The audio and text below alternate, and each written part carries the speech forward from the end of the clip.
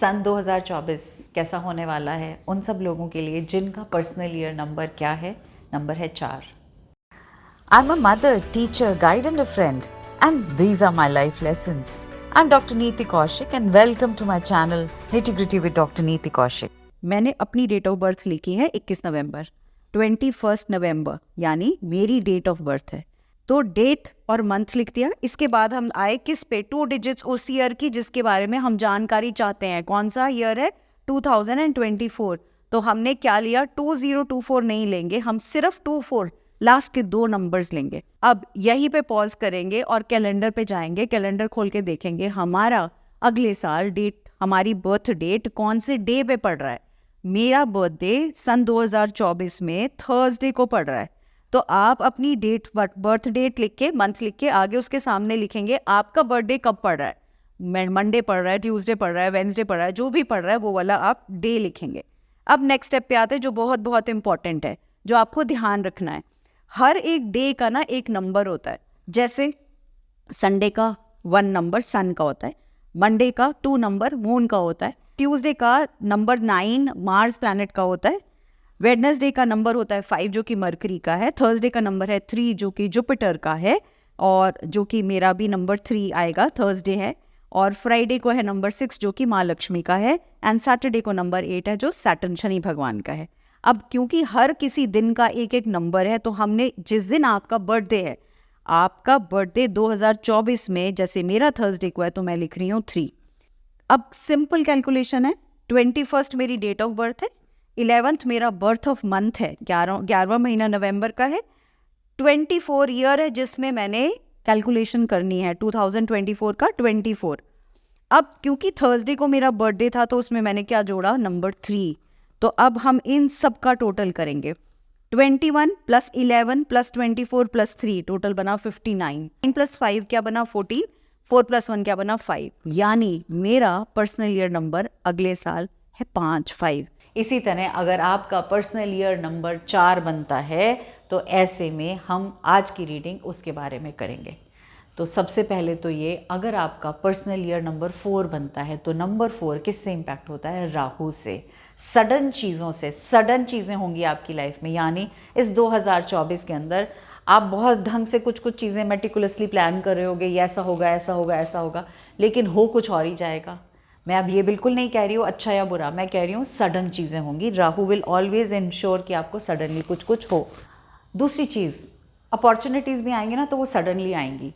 आप अप्लाई तो कहीं और कर रहे होगे, कॉल कहीं और से आ जाएगा, या आप सोच रहे होगे अच्छा मुझे अब यहाँ पे अप्लाई करना चाहिए, और पता चलेगा, वो कहते हैं ना बगल में छोरा नगर में ढिंडोरा वाली कहावत होगी कि अच्छा मुझे तो पता ही नहीं था यहाँ से ऐसे हो सकता है। ऐसे आप बहुत सरप्राइज रहोगे बहुत सारी चीज़ों को लेके। तो आई कैन सी अपॉर्चुनिटीज़ आएंगी, अलग तरीके से आएंगी। Go for it. ये मत सोचना हाँ कहूँ या ना कहूँ, हाँ कहूँ या ना कहूँ, क्योंकि कहते हैं ना अपॉर्चुनिटी एक बार नॉक करती है, शायद गलती से 2 बार भी नॉक करे, बार बार नहीं नॉक करती। तो आपको अपने आँख, आपको अपने कान, आपको अपनी, कहते हैं ना ऑल 5 सेंसेस, उनको हमेशा आपको 2024 में ओपन रखना है, उजागर रखना है, समझते हुए रखना है। नेक्स्ट इंपॉर्टेंट चीज़ जो होने वाली है आपके साथ, वो आपकी फैमिली लाइफ से रिलेटेड होने वाली है, क्योंकि आपकी फैमिली की रिस्पॉन्सिबिलिटीज़ थोड़ी सी आपके लिए बढ़ेंगी और वो आपकी लाइफ में थोड़ा सा एक चेंज भी लेकर आएंगी। थर्ड इंपॉर्टेंट चीज़, आपको लगेगा आप जो कर रहे हैं ये मुझे, मतलब आप ऐसे सोचेंगे बहुत ज़्यादा, जैसे किसी का प्रमोशन होना है और आपको लगे एक छोटा सा रेज़ हुआ, ये इतनी सी इंसेंटिव मिला, इतना सा हैप्पीनेस मिला, तो फिर आप सोचोगे इसका क्या फ़ायदा। बट आपको मैं एक बात यहाँ पे बहुत स्पष्ट बोलना चाहूँगी, लंबी रेस का घोड़ा बनो, शॉर्टकट्स में मत जाओ। जो शॉर्ट टर्म ग्रेटिफिकेशन होता है ना, वो बहुत जल्दी से 2 मिनट मैगी की तरह ख़त्म हो जाता है, फुस हो जाता है। लेकिन जो लॉन्ग टर्म सोच होती है ना, वो जहाँ से आप शुरू करते हो, आप सीधे ये देखो कि यहाँ से मुझे जाना कहाँ है, यहाँ से मुझे जर्मनी जाना है। तो अब आप ये सोचो यार जाना तो जर्मनी था, पहुँचा दिया दिल्ली से मुझे कलकत्ता, इसके बाद आगे कुछ नहीं। तो ऐसा नहीं है, आपको लंबी रेस का घोड़ा बनना है, यानी it's the next step and the next step and the next step where you are planning to go. बहुत हद तक कोई एक नई चीज़ आएगी, दोनों में से या तो नई गाड़ी आएगी या एक नया घर आएगा, फ्लैट, घर, गाड़ी, कुछ भी।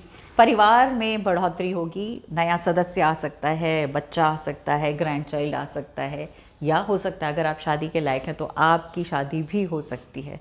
सबसे ज़्यादा ज़रूरत होगी आपकी अपने फोकस को बना के रखने की, यानी कि जो काम कर रहे हो ना, आपको दिशा विहीन नहीं होना। मतलब आप एक काम करते करते अचानक से अच्छा इसको छोड़ के ये कर लेता हूँ, ओहो ये इंपॉर्टेंट आ गया, ये कर लेता हूँ, अच्छा ये कर, ऐसे नहीं करना। आप अपनी प्रायोरिटी लिस्ट लिखेंगे, आप हर रोज़ एक लिस्ट बना के ये कहेंगे कि ओके अब मुझे समझ में आ गया मुझे क्या करना है, और मेरा सबसे इम्पॉर्टेंट टास्क या सबसे डिफ़िकल्ट टास्क मैं सुबह के टाइम करूँगा, उससे और आसान टास्क मैं पहले बाद में करूँगा और बाद में। अदरवाइज़ क्या होगा, क्योंकि आपके अंदर एक कहते हैं ना थोड़ी सी रेस्टलेसनेस होगी, या फोकस से आपका ध्यान भंग बहुत जल्दी से होगा। सोशल मीडिया स्क्रॉल करने लग जाओगे बिना बात का, टीवी वॉच करने लग जाओगे, बिना बात की बातें करने लग जाओगे। वो पॉलिटिकल न्यूज़ आती हैं और वो सब वो जो चैनल पे दिखाते हैं ना, ढिचुम ढिचुम, इधर की उधर इधर की उधर, उस तरफ ध्यान जाएगा, और उससे क्या होगा, जो आपका फोकस जिस तरफ जाना था ना वो साइड हो जाएगा। तो ऐसे में आपके लिए बहुत बहुत बहुत ज़रूरी है कि आपका फोकस बना रहे। इनफैक्ट अगर आपको ऐसा लगता है 2024 में कि मैं काम तो बहुत दिल से शुरू करता हूँ और मेरा फोकस हट रहा है, तो मैं आपको बोलूँगी बहुत स्ट्रांगली, एक क्रिस्टल है जिसका नाम है पाइराइट, उसको अगर आप अपने साथ जोड़ेंगे ना, वो आपको फोकस बनाने में हेल्प करेगा। हर कोई पाइराइट की बात करता है सिर्फ money money money money money, definitely pyrite बात करता है सैटर्न वीनस दोनों की दोनों का मिक्सचर, लेकिन at the same time pyrite बात करता है फोकस की भी। तो जब ध्यान लगे उसके अपने पास एक बड़ा सा पाइराइट का पीस रखिएगा, और एल्स कुछ किसी ट्री की फॉर्म में, ये तो खैर गोमती चक्र का ट्री है, लेकिन कोई आप पाइराइट का ट्री भी अपने पास रख सकते हैं। पाइराइट प्लस ग्रीन जेड का आप ब्रेसलेट भी पहन सकते हैं। मतलब पाइराइट को किसी भी फॉर्म में अपनी लाइफ में आप लेकर ज़रूर आइएगा 2024 में, स्पेशली अगर आपका ईयर नंबर है 4। एक चीज़ आपको ज़रूर करनी है, वो है जर्नलिंग। आपके अंदर ना बहुत सारी सकारात्मक ऊर्जा भी है और नकारात्मक ऊर्जा भी है। जब आपके अंदर सकारात्मक ऊर्जा है, बिकॉज नंबर 4 जो राहु की बात होती है ना, तो राहु एक लार्जर देन लाइफ इमेज दिखाता है, और वो लार्जर देन लाइफ इमेज किसी भी डायरेक्शन में जा सकती है, गुड और बैड, अप टू यू। मतलब आप जहाँ फोकस करते हैं ना थोड़ा सा भी, वो ही डबल ट्रिपल 10 टाइम्स हो जाता है। तो ऐसे में आपके लिए बहुत ज़रूरी है कि आप जर्नलिंग करें, क्योंकि जब आप जर्नलिंग करेंगे, अगर आप अर्ली राइजर हैं सुबह उठ के कर सकते हैं, लेट नाइट्स होते हैं रात को कर सकते हैं, जब आप जर्नलिंग करेंगे आपको लगेगा आपको बहुत सारे आइडियाज़ आ रहे हैं, बड़ी सारी नई नई तरीक़ों से आप चीज़ों को समझ पा रहे हैं, और वो आपके लिए बहुत बहुत बहुत फ़ायदेमंद रहेगी। थर्ड थिंग जो आपको करनी है, वो आपको करना है रिवाइवल ऑफ द प्लान। मतलब जो आपने जैसे हर ट्राइमेस्टर के बाद आप एक पॉज लीजिएगा, 3 से 4 दिन के लिए कहीं घूमने चले जाइएगा, 4 दिन के बाद वापस आके आप दोबारा से फ्रेश माइंड से जिस पे काम किया है 3 मंथ्स तक, उसको रिव्यू करिएगा। क्या चीज़ है जो मुझे करनी है, क्या चीज़ मुझे रोकनी है, किस दिशा में मुझे थोड़ी सी टर्न या डाइवर्जन लानी है। इससे आपको बहुत फ़र्क पड़ेगा, क्योंकि एक तो आप फ्रेश माइंड से आएंगे, फुल ऑफ एनर्जी आएंगे, प्लस जो आपकी सोच है ना वो आपको सही रास्ते पर लेकर जाएगी। तो ऐसे में MBA में पढ़ाते हैं ना स्ट्रेंथ, वीकनेस, अपॉर्चुनिटीज़ और थ्रेट्स। तो आपको हर 3 महीने में एक स्वॉट एनालिसिस करना बहुत ज़रूरी है। आराम से बैठिए, अपनी टीम के साथ बैठिए, अपनी फैमिली के साथ बैठिए, anybody who is very close to you, जिसके साथ आपको लगता है कि हाँ हम इसको आराम से देख सकते हैं, उससे आप एक रीवैम्प्ड एनर्जी में आएंगे, आप वापस से फ्रेश माइंड में आएंगे और वापस से बहुत सारा काम कर पाएंगे। एक चीज़ का बस ध्यान रखना है, जल्दबाजी में आपने कोई काम नहीं करना। वो कहते हैं ना, आप हो सकता है बहुत हद तक सोचें अच्छा देख लेंगे, लास्ट में कर लेंगे ना, हो जाएगा, हो तो जाएगा।